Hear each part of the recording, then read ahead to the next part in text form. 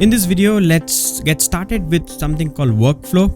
Workflow is the first tool that you have as an admin to automate few things. When I say few things, you can actually do few things only through workflow, not a lot of things. So let us go ahead and figure out what are the things that you can automate through workflow. There are two different types of workflow inside Salesforce.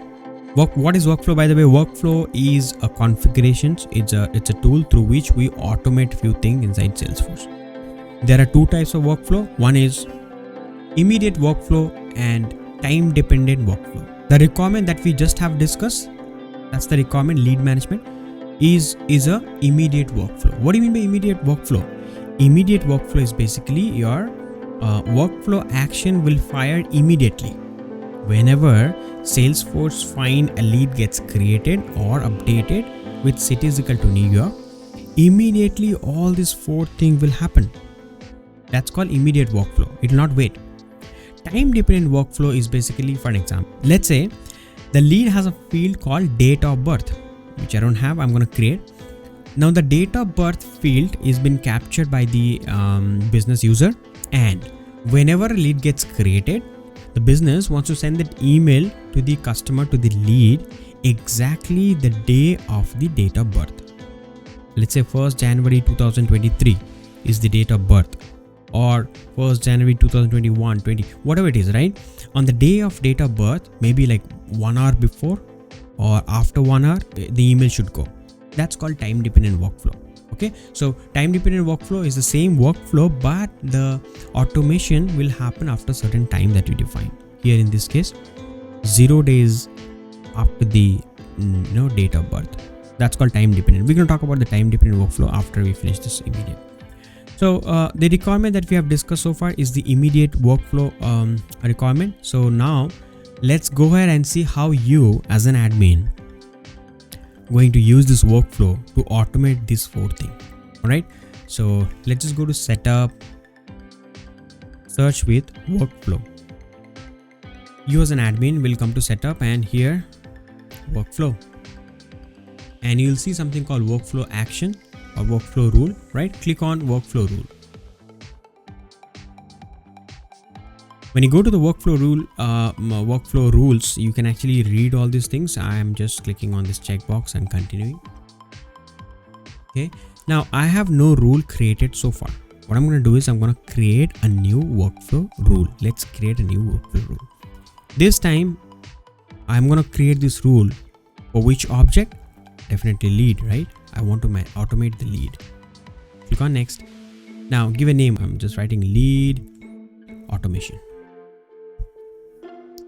Now check this out. You have something called evaluation criteria. That's a must be question for your certification if you're applying.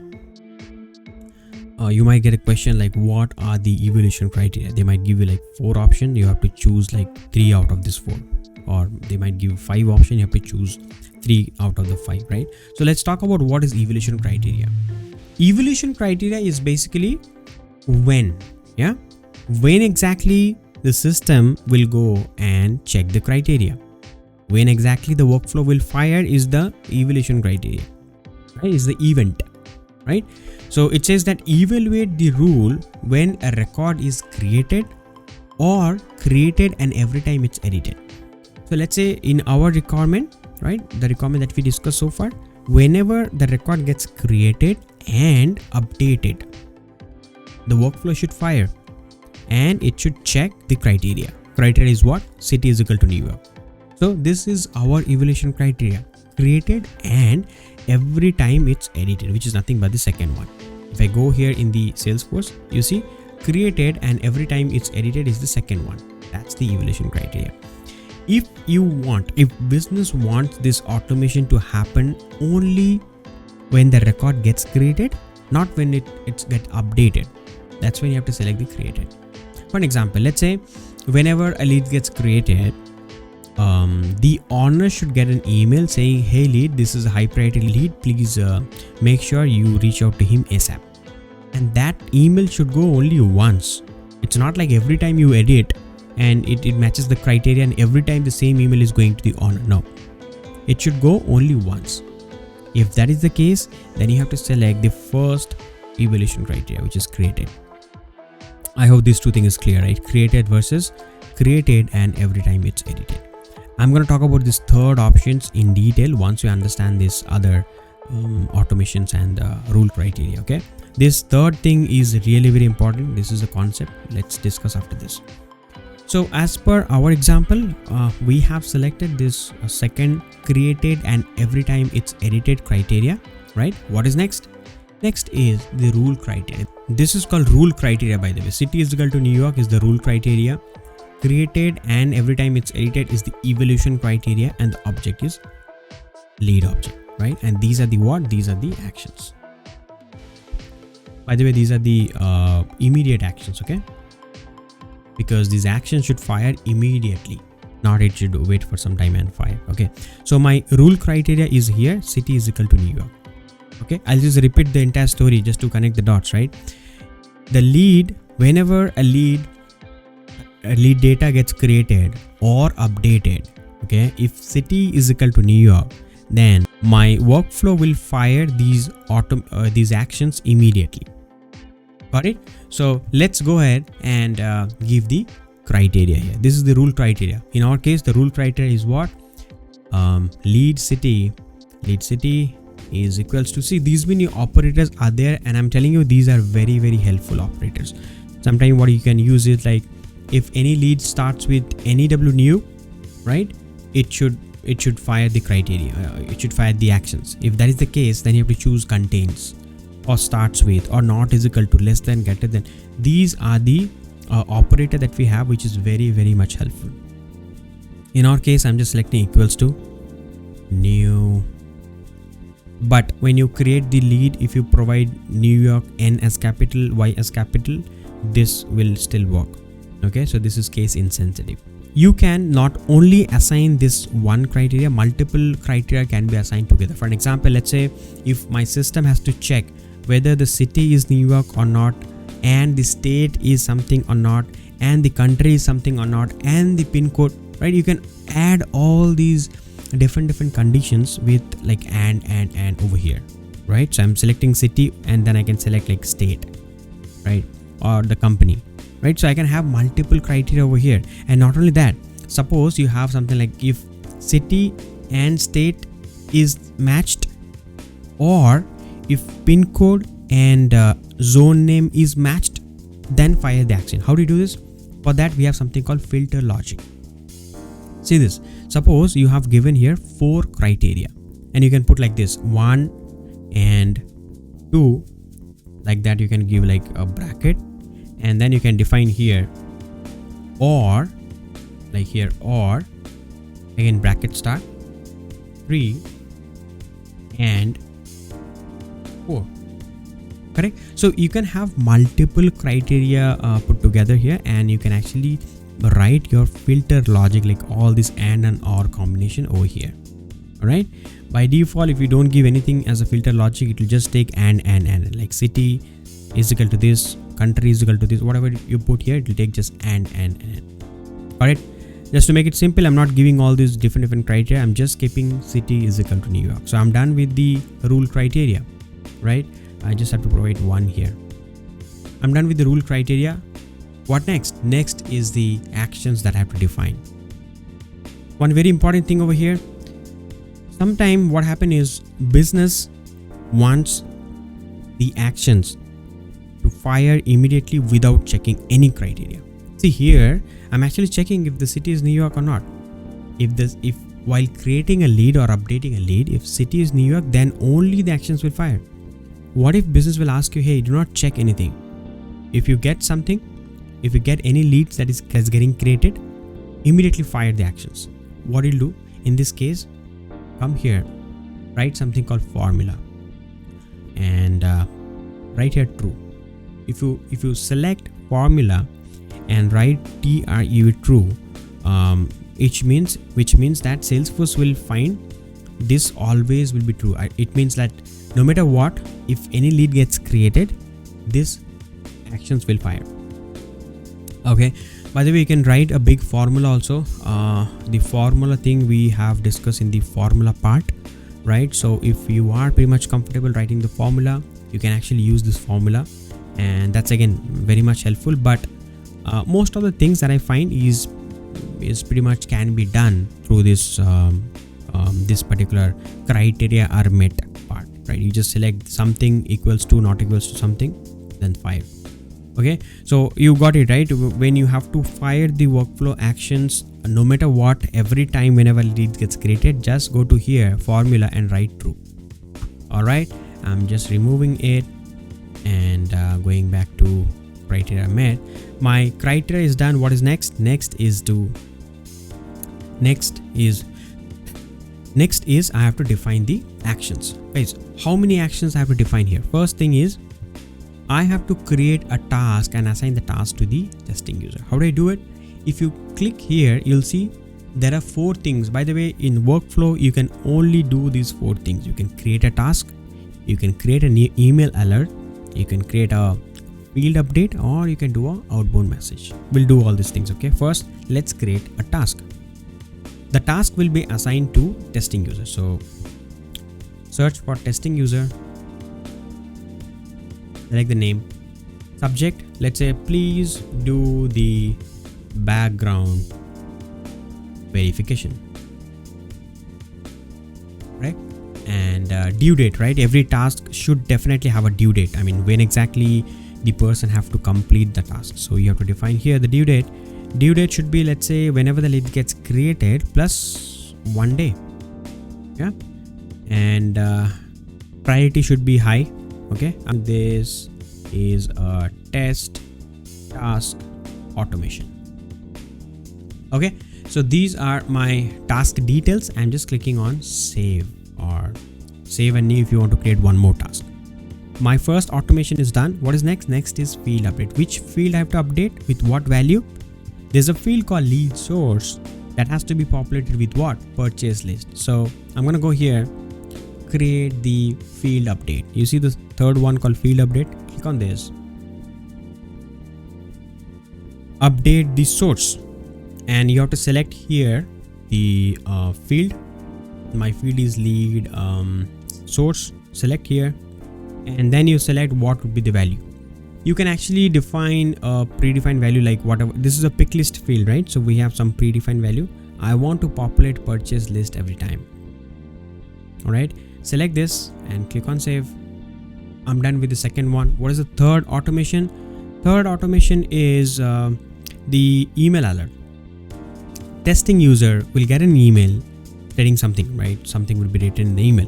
By the way, here, let me tell you something. You as an admin can define some predefined templates. What is email alert? Email alert is basically an email which will contain the subject and the body, right? And business might ask you, you know what, for the specific type of email, use this alert, use this template. You as an admin have to get the template from the customer and have to go over here, search with classic email template, okay, and create the new template. For an example again, I am going to create a template saying hi lead, first name, last name. You will get a call from the lead owner. There are 4 types of templates that you can create. Text is pretty much text, HTML template, custom, and Visualforce. Text is basically when you have to write like hi, some predefined text. HTML is, if you know HTML, you have to use all the HTML tag and you have to create the HTML letterhead.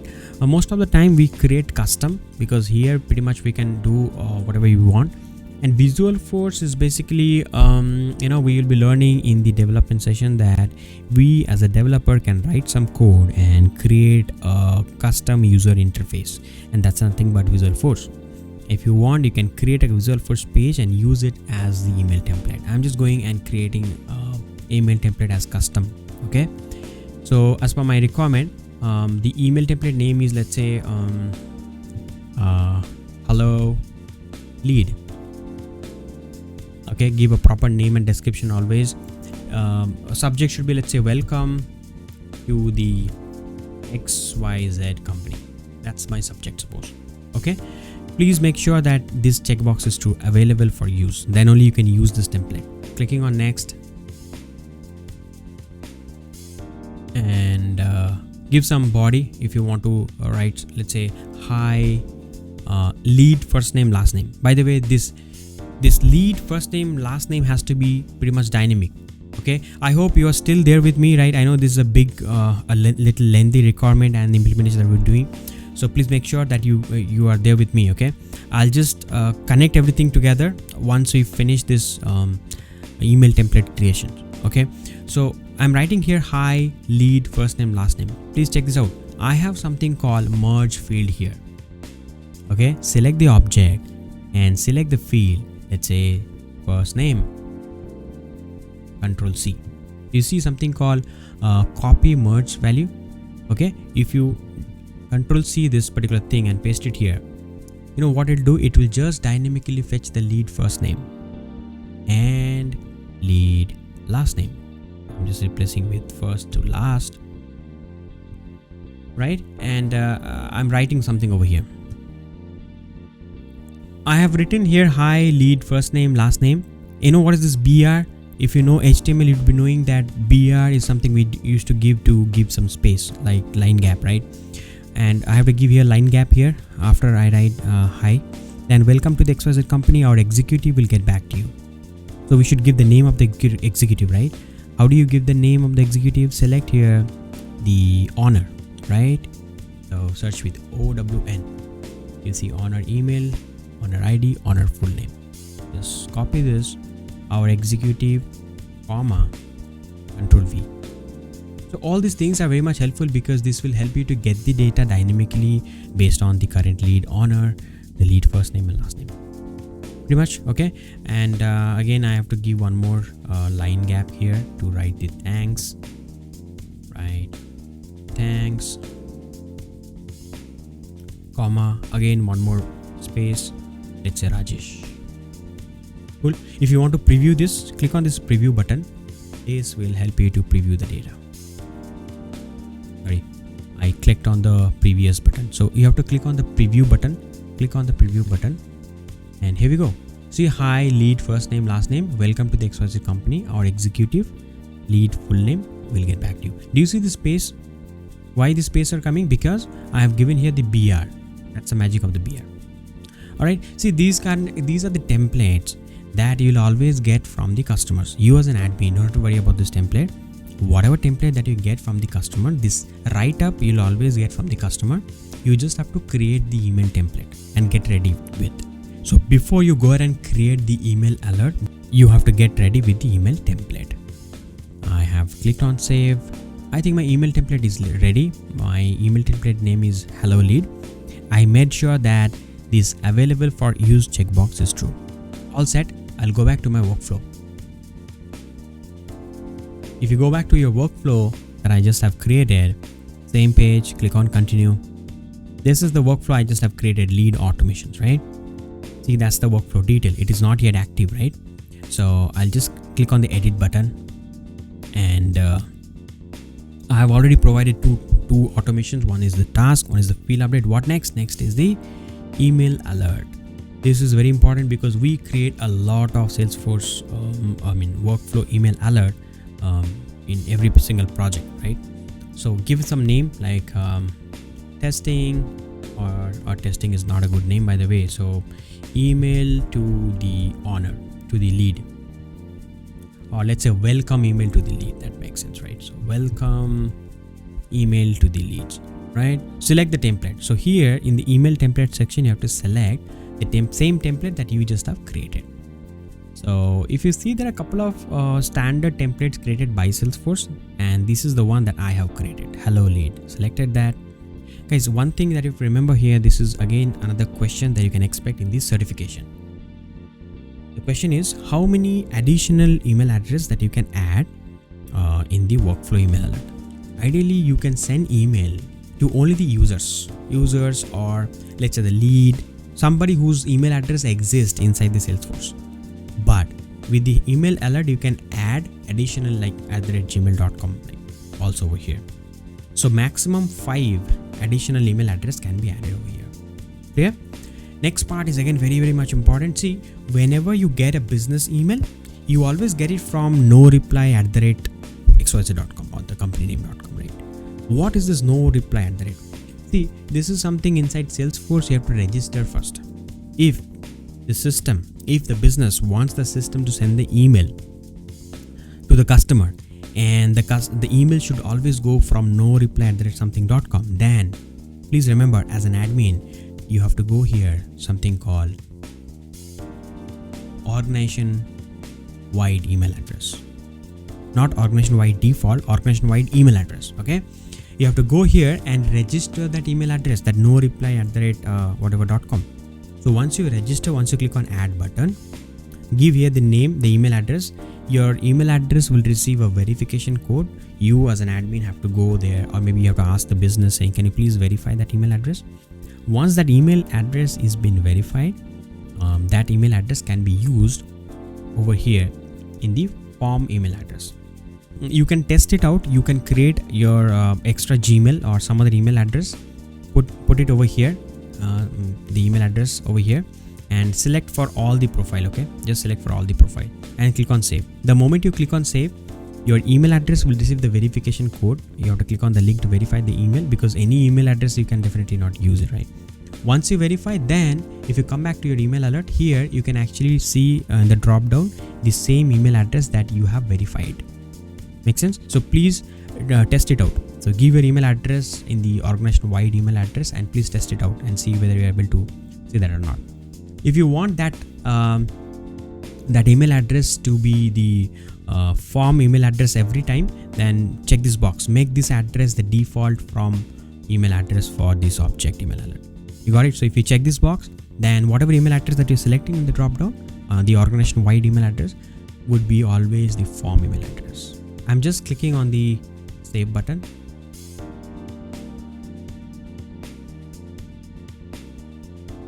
Sorry, I got an error. The error is I haven't selected who will receive the email, right? So as per our requirement, who will receive the email? The lead himself will get the email, right?